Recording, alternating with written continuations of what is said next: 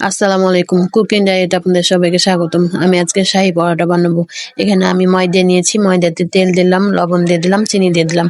দিয়ে আমি এটাকে ভালোভাবে মেখে নিচ্ছি। এটা আমার মেখে নেওয়া হয়ে গেছে। আমি অল্প অল্প পানি দিয়ে একটা ডো তৈরি করে নিলাম।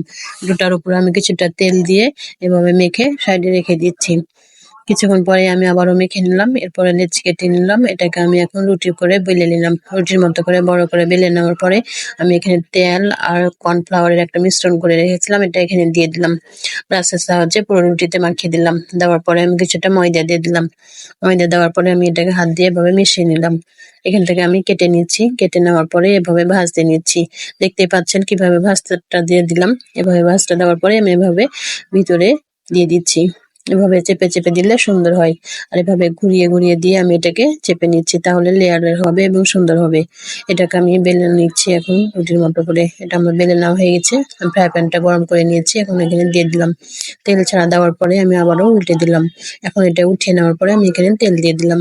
তেল দিয়ে আবারও উল্টে নিচ্ছি। এভাবে করে ভেজে নিলে সুন্দর হয়। পরোটাটা এভাবে বানালে খেতে কিন্তু দারুণ হয়। আমি পরোটাটাকে ভালোভাবে ভেজে নিচ্ছি। আমার পরোটাটা যদি আপনাদের ভালো লাগে তাহলে বাসায় ট্রাই করতে পারেন।